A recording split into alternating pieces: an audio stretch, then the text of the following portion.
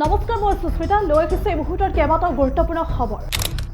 ৰাজ্যৰ মুখ্যমন্ত্ৰী ডক্টৰ হিমন্ত বিশ্ব শৰ্মাই কেইবাটাও গুৰুত্বপূৰ্ণ ঘোষণা কৰিছে। বিশেষকৈ চৰকাৰী কৰ্মচাৰীসকলৰ প্ৰতি লক্ষ্য ৰাখি সেই গুৰুত্বপূৰ্ণ ঘোষণা কৰিছে, কিয়নো মৃত্যু হ'লেও এতিয়াৰ পৰা চৰকাৰী কৰ্মচাৰীৰ পৰিয়ালে লাভ কৰিব দৰমহা আৰু লগতে UPSৰ অধীনত লাভ কৰিব পেঞ্চন আৰু সমান্তৰালকৈ গৃহ ঋণো লাভ কৰিব চৰকাৰী কৰ্মচাৰী। 30 লাখ টকা পৰ্যন্ত চৰকাৰী কৰ্মচাৰী গৃহ ঋণ লাভ কৰিব বুলি ইতিমধ্যে মুখ্যমন্ত্ৰীগৰাকীয়ে ঘোষণা কৰিছে আৰু কেইবাটাও গুৰুত্বপূৰ্ণ ঘোষণা কৰিছে চৰকাৰী কৰ্মচাৰী সন্দৰ্ভত মুখ্যমন্ত্ৰীগৰাকীয়ে। সেইবাবে চৰকাৰী কৰ্মচাৰীসকলক সুন্দৰকৈ নিষ্ঠা সহকাৰে কাম কৰিবলৈ আহ্বান জনাইছে ৰাজ্যৰ মুখ্যমন্ত্ৰীগৰাকীয়ে।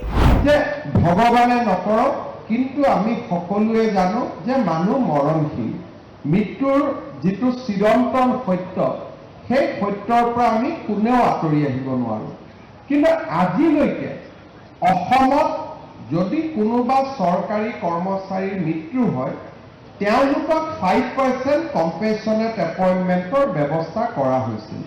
কিন্তু আমাৰ চৰকাৰে এটা বিশেষ নিয়ম কৰিছিলে যে যদি কোনোবা চৰকাৰী কৰ্মচাৰীৰ মৃত্যু হয়, তেওঁৰ পৰিবাৰে বা তেওঁৰ পৰিয়াল, যাৰ নিকট আত্মীয় বুলি কওঁ, এনুকে বুলি কওঁ, সেই ব্যক্তিজনে চৰকাৰী কৰ্মচাৰীজনৰ 60 বছৰ নোহোৱা পৰ্যন্ত সেই একেটা দৰমহা নিয়মিতভাৱে বেংক একাউণ্টত লাভ কৰিলে। আজিৰ পৰা মই নাভাবোঁ যে ভগৱানে কৰক এনেকুৱা সুবিধা আপোনালোকৰ কোনোবাই ল'ব লাগে, কিন্তু যদি পৰিৱেশ আৰু পৰিঘটনাৰ ফলত আমাৰ যদি কাৰোবাৰ জীৱনত এনেকুৱা সমস্যা আহি পৰে, তেতিয়াহ'লে আপোনালোক সকলোৱে, বিশেষকৈ পৰিয়ালে, অন্তত এটা সময়ৰ বাবেও আপোনালোকে নিজৰ পৰিয়ালৰ কথা চিন্তা কৰিব নালাগে। সেই পৰিয়ালটোৱে চৰকাৰৰ পৰা দৰমহাও পাব আৰু মৃত্যুৰ পিছতো ইউনিফাইড পেঞ্চন স্কিমৰ সুবিধা তেওঁলোকে নিৰন্তৰ পাই থাকিব।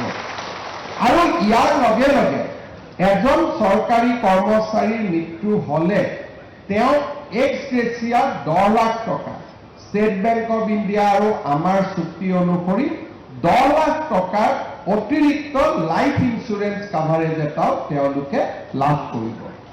এই গোটেইখিনি সুবিধাৰ লগে লগে আজিৰে পৰা আপোনালোকে আপোন বাহন আৰু আপোন ঘৰ আঁচনিটো ষ্টেট বেংক অৱ ইণ্ডিয়াৰ পৰা আপোনালোকে লোন পাবলৈ সক্ষম হ'ব। আৰু আপোনালোকে জানে যে এই লোন আগতে 15 লাখ টকা আছিল, এইবাৰ চৰকাৰে এই লোনৰ সীমা 30 লাখ টকালৈকে বৃদ্ধি কৰিছে। গতিকে 15 লাখ টকাৰ স্থানত আপোনালোকে 30 লাখ টকা পৰ্যন্ত লাভ কৰিব পাৰিব। শেহতীয়াকৈ এতিয়া আমি আৰু এটা সিদ্ধান্ত লোৱাৰ পথত আছোঁ, যদিও সিদ্ধান্তটো লোৱা হোৱা নাই, যে আমাৰ ঘৰত ইলেক্ট্ৰিচিটি বিল যাতে জিৰ' আহে, তাৰ কাৰণে আমাৰ ঘৰত প্ৰধানমন্ত্ৰী সূৰ্য ঘৰ আঁচনিৰ অধীনত আমি যাতে সোলাৰ লগাব পাৰোঁ, তাৰ বাবে বেংকৰ পৰা আপোন ঘৰ আঁচনিৰ দৰে আপোনালোকে উইদাউট মৰ্টগেজ লোন পাবলৈ সক্ষম হ'ব, যাতে মাহেকীয়া ইলেক্ট্ৰিচিটি বিলৰ পৰাও আমি ৰক্ষা কৰিব পাৰোঁ। অৰ্থাৎ আজি আপোনালোকৰ এই অতিৰিক্ত শিক্ষকৰ পৰা নিয়মীয়া শিক্ষকলৈ হোৱা এই যাত্ৰাই প্ৰথম যিটো সুবিধা আনি দিব, সেইটো হ'ব পৰিয়ালটোক এটা সুৰক্ষা চক্ৰৰ মাজলৈকে লৈ যাব। আজি মই গৌৰৱ অনুভৱ কৰোঁ, আমাক বহুতে বিভিন্ন ধৰণে কথা কৈ থাকে, কিন্তু কোনোবা চৰকাৰী কৰ্মচাৰীৰ মৃত্যু হ'লে আজি অসম চৰকাৰে যি সুৰক্ষাৰ চক্ৰ তেওঁলোকক দিব পাৰে, ভাৰতৰ কোনো ৰাজ্যত কোনো চৰকাৰী কৰ্মচাৰীক এনে সুৰক্ষা দিব পৰা নাই। আৰু এই সুৰক্ষাৰ কাৰণে আজি অসমৰ বিভিন্ন চৰকাৰী কৰ্মচাৰী উপকৃত হৈছে। আৰু কৃতজ্ঞ পৰিয়ালসমূহক মই যেতিয়া লগ পাওঁ, তেওঁলোকে স্পষ্টভাৱে তেওঁলোকে আমাক জনায় যে ছাৰ, আপোনালোকে লোৱা সিদ্ধান্তৰ কাৰণে প্ৰতি মাহৰ 1 তাৰিখে মোৰ স্বামীৰ মৃত্যুৰ পিছতো মোৰ একাউণ্টত দৰমহা একেই ধৰণে আহি আছে। এনেকুৱা ধৰণৰ সুৰক্ষা চক্ৰ কোনো ৰাজ্যতে আজিলৈকে কোনো চৰকাৰে দিব পৰা নাই।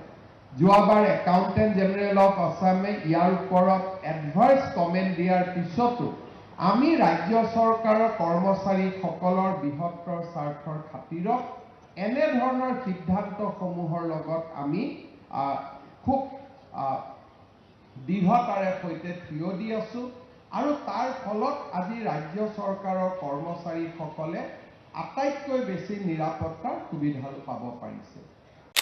নিশাৰ ভাগত সংঘটিত হৈছে ভয়ংকৰ ঘটনা সংঘটিত হৈছে দিল্লী ৰেলৱে ষ্টেচনত কিয়নো পদপিষ্ট হৈ ইতিমধ্যে বহুকেইজন ভক্তই মৃত্যুক আঁকোৱালি লৈছে। প্ৰায় 18গৰাকীকৈ ভক্তই মৃত্যুক আঁকোৱালি লৈছে আৰু ইয়াৰে ভিতৰত 11গৰাকীকৈ ভক্ত আছে। 11গৰাকী ভক্ত মহিলা আৰু 4টা শিশু আছে বুলি জানিব পৰা গৈছে আৰু শতাধিক লোক গুৰুতৰভাৱে আঘাতপ্ৰাপ্ত হৈছে আৰু ইতিমধ্যে মৃতকৰ পৰিয়ালক 10 লাখ টকা পৰ্যন্ত আৰ্থিক সাহায্য প্ৰদানৰ কথা ঘোষণা কৰিছে ৰেল বিভাগৰ তৰফৰ পৰা। আৰু যি ঘটনা সংঘটিত হ'ল সেই ঘটনা সন্দৰ্ভত ইতিমধ্যে ক্ষোভ প্ৰকাশ কৰিছে ৰাষ্ট্ৰপতি দ্ৰৌপদী মুৰ্মু আৰু লগতে প্ৰধানমন্ত্ৰী নৰেন্দ্ৰ মোদীও।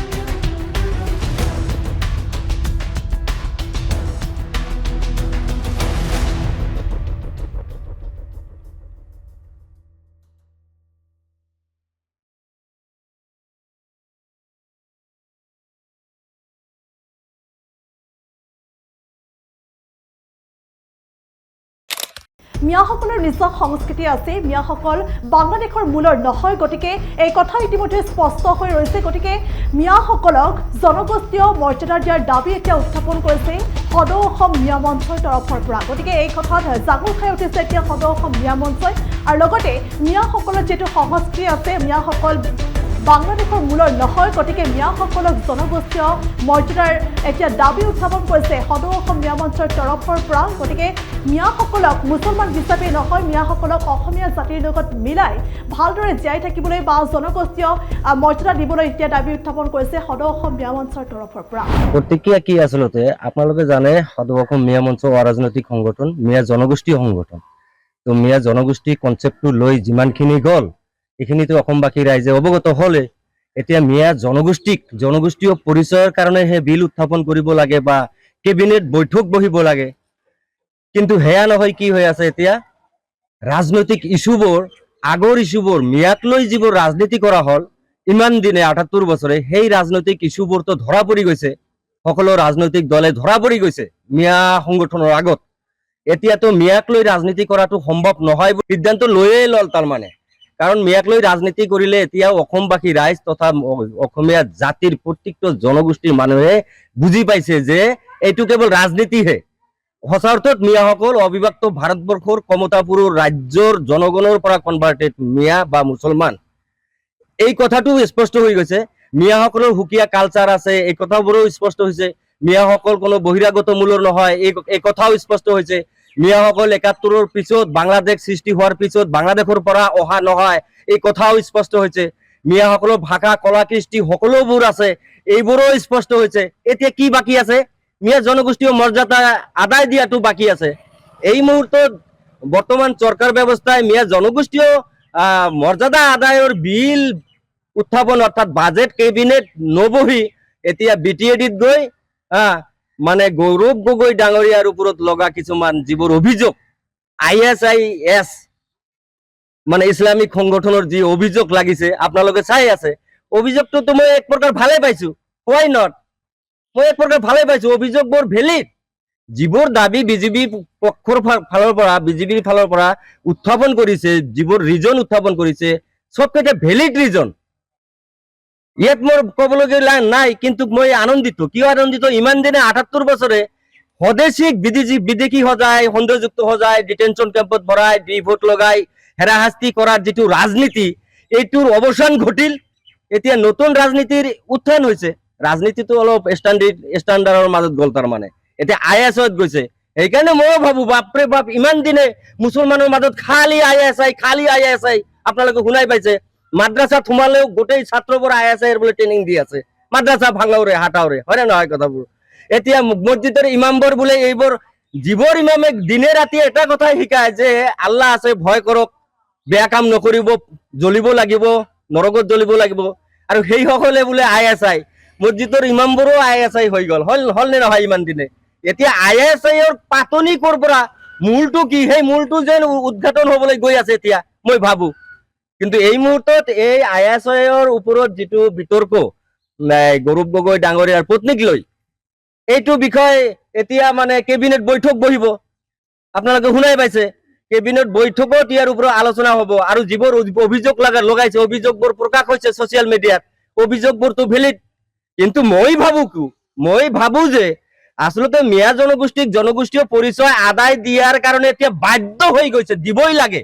মিয়াক লৈ মাত মাতিলেই এতিয়া জনগোষ্ঠীয় পৰিচয় দিবই লাগিব, কম্পেল বাউণ্ড হৈ গৈছে। সেইকাৰণে এতিয়া এই ইস্যুটো ডাইভাৰ্ট পেলাই এতিয়া ৰাজনীতিৰ উত্থান ঘটাই ISIS পৰ্যন্ত গৈছে, আৰু ISIৰ মূল পাতনি ক'ৰ পৰা গুৰ খাতাটো ওলাইছে। এতিয়া মই ভালে পাইছো। মূল দাবী আমাৰ 12 দফীয়া দাবী আছে জাতীয় স্বাৰ্থত, অসমৰ উন্নয়নৰ স্বাৰ্থত। তাৰ ভিতৰত মূল যিটো দাবী এই মুহূৰ্তত, সেইটো হ'ল মানে মিয়া জনগোষ্ঠীয় মৰ্যাদা আদায় দিব লাগে। গম পাইছে? মিয়া জনগোষ্ঠীৰ যিটো মৰ্যাদা অৰ্থাৎ সাংবিধানিক প্ৰদত্ত অধিকাৰ সহকাৰে আমাক জনগোষ্ঠীয় মৰ্যাদাৰে অসমীয়া জাতিৰ লগত মিলাব লাগে, মুছলমান হিচাপে নহয়। মুছলমান কৰিয়েতো ইমান দিন বাংলাদেশী, সন্দেহযুক্ত, ডিটেনশ্যন কেম্প, মৌলবাদী চৰিত্ৰ এইবোৰ গ'ল, আৰু এইবোৰ গঠন হৈয়ে আছে নে নাই?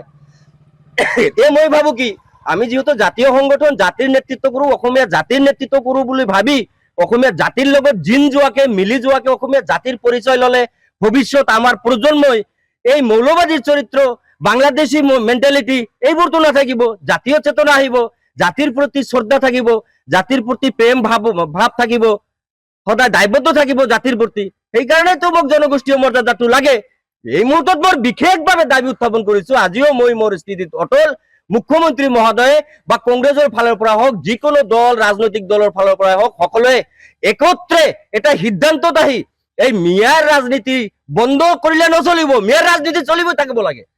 মিয়াৰ ৰাজনীতি চলাই মিয়াক জনগোষ্ঠীয় মৰ্যাদা দি সসন্মানে অসমীয়া জাতিৰ লগত মিলাব লাগে বুলি মই কঠোৰ দাবী উত্থাপন কৰিছো। আৰু ISI ক'ত আছে না আছে সেইবোৰ উঠক, সেইবোৰ পুলি পোখালিয়ে উঠি যাব লাগে। আৰু ইয়াত কংগ্ৰেছী দায়বদ্ধ। কংগ্ৰেছৰ আমাৰ মুৰব্বী প্ৰাক্তন স্বৰ্গীয় তৰুণ গগৈ ডাঙৰীয়াইতো মিয়াৰ পক্ষত আছিল, মিয়াক জনগোষ্ঠীয় মৰ্যাদা দিব লাগে, আদায় দিব লাগে বুলি পক্ষত আছিল। আমাৰ উইটনেছ আছে, সাক্ষী আছে, মেমৰেণ্ডাম আছে, চিগনেচাৰ আছে, গম পালে? তেনেহলে এই মুহূৰ্তত গৌৰৱ গগৈৰো দায়বদ্ধ পৰি গৈছে, মিয়াক জনগোষ্ঠীয় মৰ্যাদা দিবই লাগে। এতিয়া এই বিষয়ে মাত নামাতে, মেয়ৰ ভোট লাগে কিন্তু এই বিষয়ে মাত নামাতে। এতিয়া ভালে হৈছে, বিষয়টো উত্থান হৈছে, এতিয়া ISI পৰ্যন্ত গৈছে। ISI পুলি পুখালি গড়ে চিপায়ে উঘালি পেলাই দিব লাগে বিজেপি চৰকাৰে, আৰু আমাক জনগোষ্ঠীয় মৰ্যাদাৰ সৈতে আমাৰ অধিকাৰ আমাক আদায় দিব লাগে মুখ্যমন্ত্ৰী মহোদয়। যদি এনেকুৱা ব্যৱস্থা কৰা নহয় বা দীৰ্ঘদিন ধৰি আপুনি ইয়াৰ লগত জড়িত হৈ আছে, তেনেহ'লে কি পদক্ষেপ পদক্ষেপ গণতান্ত্ৰিক আন্দোলন মানে এতিয়াতো প্ৰতিবাদ হৈ আছে, তেতিয়া আন্দোলন ৰূপী হ'ব। আন্দোলনটো বুজি পায়, প্ৰতিবাদ আৰু আন্দোলনৰ মাজত পাৰ্থক্য আছে। আন্দোলন কৰিবলৈ বাধ্য হ'ম, কাৰণ অধিকাৰ আৰু কিমান দিন লুকাই থাকিব। অসমবাসী ৰাইজেতো আমাক বিৰোধিতা কৰা নাই, আপোনালোকে বহি নাথাকে। না আমি বহি নাথাকো, মানে আমাৰ অধিকাৰ প্ৰাপ্য। ইমান দিনে যি হল যি কৰিলে সবতো বুজি পালে অসমবাসী ৰাইজে। সব নাটক ড্ৰামা, ভোট বেংকৰ কাৰণে মিয়াক তবলা বজাই সব ৰাজত্ব কৰিছে ইমান দিনে। এতিয়া এই তবলাটো মুখা খুলি দিছো, হয়তো মিয়া মঞ্চে সবৰ প্ৰশ্নৰ উত্তৰ দি দিছে। এতিয়াতো মিয়াক লৈ ৰাজনীতি কৰিবলৈ মানে দিয়া নহব, সহ্য কৰা নহব, এইটোতো আছে, আপোনালোকে জানে। আপোনালোকৰ সংগঠন গোটেই ৰাজ্য জুৰি আছে। গোটেই ৰাজ্যতো মিয়া যুৱ পৰিষদৰ নামটো চেঞ্জ হতো মিয়া মঞ্চ হৈছে, আপোনালোকেতো জানেই এইবোৰ কথাই, ভালকে জানে। এতিয়া আমাৰ সংগঠনৰ পৰা এটাই এজেণ্ডা আছে, আমি আমাৰ অধিকাৰ আমি প্ৰাপ্য আমি আদায় কৰিমেই। সংগঠনৰ কাম কাজ কিমান দূৰ আগবাঢ়িছে? কাম কাজ বহুত চলি আছে। এতিয়া পৰীক্ষা চৰীক্ষাবোৰ এৰিলে আমাৰ অধিৱেশন, এটা বৃহৎ আকাৰৰ অধিৱেশন হ'ব অসম লেভেলৰ, আৰু সেই অধিৱেশনত আমাৰ কেৱল গামোচাখনহে পৰিচয় দিয়াত বাকী আছে। সেই পৰিচয়খিনি আমি অসমবাসী ৰাইজৰ লগত দিম। দিয়াৰ পিছত আমি আকৌ যদি 2026-ৰ ভিতৰত ভালে ভালে দিয়ে জনগোষ্ঠীয় মৰ্যাদা, তেনেহলে বিজেপি চৰকাৰে কাৰণে ওয়েলকাম থাকিব। আৰু যদি নিদিয়ে আৰু কি কৰিব পাৰো, আমি আন্দোলনৰ কাৰ্যসূচী হাতত ল'ম। আৰু এক ভয়ংকৰ ঘটনা সংঘটিত হৈছে। পুনৰ হিন্দু তীৰ্থযাত্ৰীৰ ওপৰত আক্ৰমণ কৰিছে এতিয়া মুছলমান লোকে। একাংশ মুছলমান লোকৰ বিৰুদ্ধে গুৰুতৰ অভিযোগ উত্থাপন হৈছে, কিয়নো মহাকুম্ভলৈ গৈছিল, বাছেৰে মহাকুম্ভলৈ গৈ থকা তীৰ্থযাত্ৰীক আক্ৰমণ কৰিছে একাংশ মুছলমান লোকে। আৰু এই বিহাৰত সংঘটিত হৈছে এই ঘটনা, আৰু বিহাৰত এই ঘটনা সংঘটিত হৈছে কলকাতাৰ পৰা মহাকুম্ভলৈ গৈ থকা অৱস্থাতে আচলতে হিন্দু তীৰ্থযাত্ৰীৰ বাছত শিল দলিয়াইছে, আক্ৰমণ কৰিছে একাংশ মুছলমান লোকে, যাৰ ফলত ইতিমধ্যে কেইবাগৰাকীও ভক্ত গুৰুতৰভাৱে আঘাতপ্ৰাপ্ত হৈছে। আৰু লগতে বাছখন ক্ষতিগ্ৰস্ত হৈছে, বিস্তৰ ক্ষতি হৈছে বাছখনৰ। আৰু সেই ভয়ংকৰ তথ্য এতিয়া পোহৰলৈ আহিছে।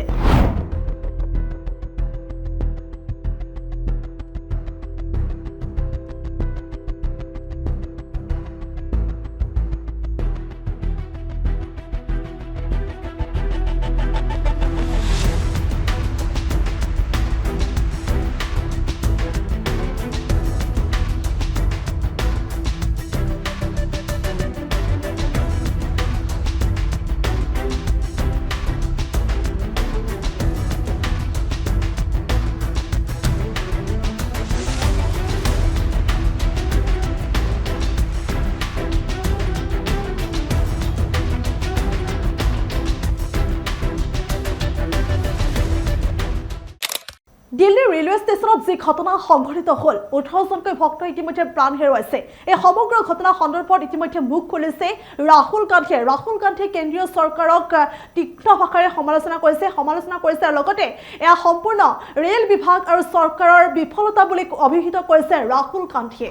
बीजेपी की लेबोरेटरी में मरे हुए लोगों का इलाज किया जाता है और उनका पैसा चोरी किया जाता है। हिंदुस्तान के किसी और प्रदेश में मरे हुए लोगों का इलाज नहीं होता है, मध्य प्रदेश में मरे हुए लोगों का इलाज होता है। मध्य प्रदेश में और किसी प्रदेश में शिव जी, भगवान शिव से चोरी नहीं की जाती है। मध्य प्रदेश में महाकाल कॉरिडोर में शिव जी से चोरी की जाती है। व्यापम में 1 करोड़ युवाओं के भविष्य को बर्बाद किया जाता है, 40 लोगों की हत्या हो जाती है, MBBS की सीट बिक जाती है, और पटवारी बनने के लिए 15 लाख रुपए की रिश्वत देनी पड़ती है। পুনৰ মহাকুম্ভত অঘটন সংঘটিত হৈছে, অথন্তৰ সংঘটিত হৈছে, এটাৰ পাছত আন এটা অথন্তৰ দেখিবলৈ পোৱা গৈছে মহাকুম্ভত। এইবাৰ আচলতে বিধ্বংসী অগ্নিকাণ্ডৰ ঘটনা সংঘটিত হৈছে, কিন্তু কেনেকৈ অগ্নিকাণ্ডৰ সূত্ৰপাত হৈছে সেয়া কিন্তু জানিব পৰা হোৱা নাই। আৰু লগতে ছেক্টৰ 18 আৰু 19 এই অগ্নিকাণ্ডৰ সূত্ৰপাত হৈছে, কিন্তু এই ভয়ংকৰ অগ্নিকাণ্ডত কোনো লোক হতাহত হোৱা নাই বুলি জানিব পৰা গৈছে।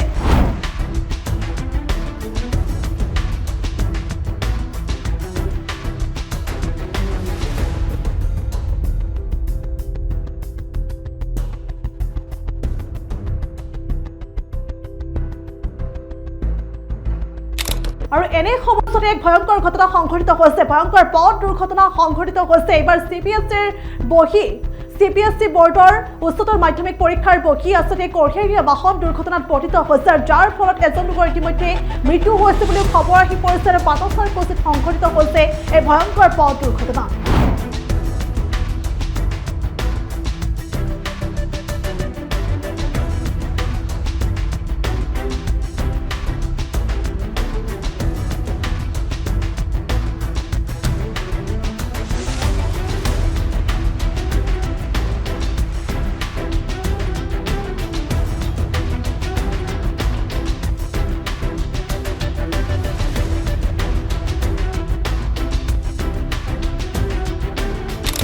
মহানগৰীত সংঘটিত হৈছে ভয়ংকৰ হত্যাকাণ্ডৰ ঘটনা, এক নৃশংস হত্যাকাণ্ডৰ ঘটনা সংঘটিত হৈছে। পাৰিবাৰিক কন্দলৰ বাবে এইবাৰ স্বামীয়ে হত্যা কৰিছে পত্নীক হত্যা কৰিছে আৰু পত্নীক হত্যা কৰি ইতিমধ্যে হত্যাকাৰী ৰুবুল শৰ্মাই আত্মসমৰ্পণ কৰিছে পল্টন বজাৰ থানাত। আৰু ইতিমধ্যে কিহৰ বাবে এই ধৰণৰ ঘটনা সংঘটিত হৈছে, কিহৰ বাবে হত্যা কৰা হৈছে পত্নীক, সেয়া কিন্তু এই পৰ্যন্ত জানিব পৰা হোৱা নাই। আৰু এই ঘটনাই এতিয়া চাঞ্চল্যৰ সৃষ্টি কৰিছে গুৱাহাটী মহানগৰীত। যিকোনো খবৰৰ বাবে যোগাযোগ কৰক 7099017330 লগতে 7099017110 নম্বৰত।